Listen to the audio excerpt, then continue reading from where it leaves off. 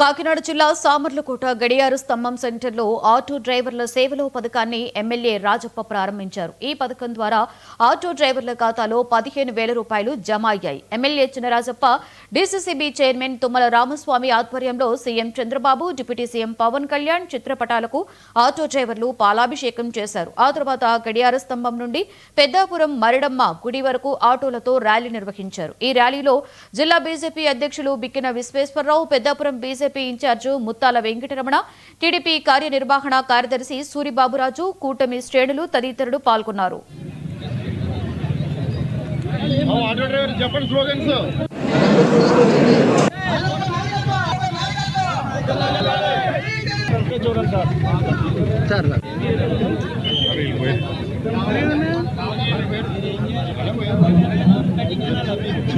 అన్నా okay sir, okay.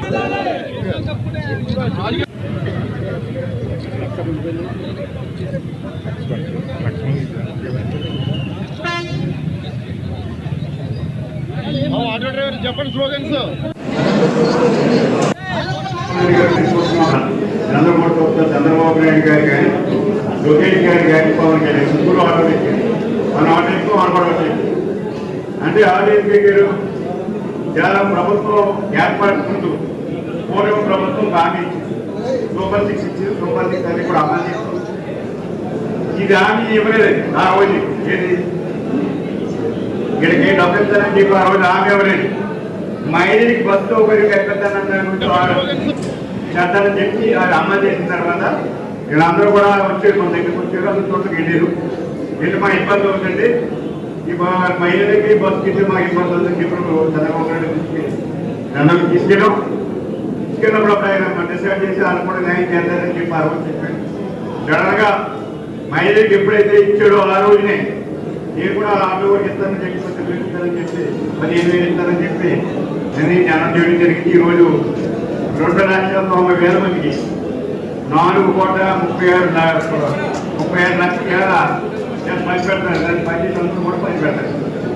ఇంకా పెరుగుదల కూడా ఇంకా అందులో ఉండాలని చెప్తే అది చాలా పెరుగుతుంది. కరెక్ట్గా ఉగాది చేయడం కూడా ఎవరైనా కూడా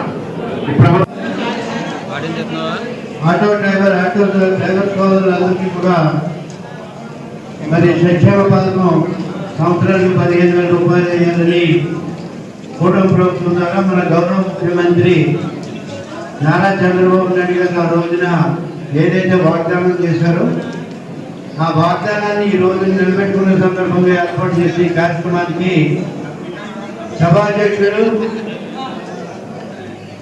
మన విత్తనాల వెంకటరమణ గారికి, వేదికపైన కూటమి నాయకులందరికీ కూడా పేరు పేరున హృదయపూర్వక నమస్కారాలు తెలియజేస్తున్నా. మరి ఈ కార్యక్రమంలో పాల్పంచుకుంటున్న కూటమి నాయకులందరికీ కూడా నా హృదయపూర్వక నమస్కారాలు. అదేవిధంగా మహిళా సోదరీమణులకి, అదేవిధంగా ఆటో డ్రైవర్ సోదరులందరికీ కూడా పేరు పేరున హృదయపూర్వక నమస్కారాలు తెలియజేస్తున్నాను. ముఖ్యంగా మహిళలకి ఉచిత బస్సు సౌకర్యం కల్పిస్తానని చెప్పేసి ఆ రోజున మాట ఇవ్వడం, మొన్న ఆగస్టు 15వ తారీఖు నుంచి మహిళలకి ఉచిత బస్సు సౌకర్యం కలిగజేయడం కూడా జరిగిందని మనందరికీ కూడా తెలిసిన విషయం అని చెప్పేసి ఈ సందర్భంగా మనవి చేస్తున్నాం. దాన్ని ఆ రోజునే చంద్రబాబు నాయుడు గారి ఆలోచన విధానం ఏ విధంగా ఉంటుందన్నది ఈ రోజు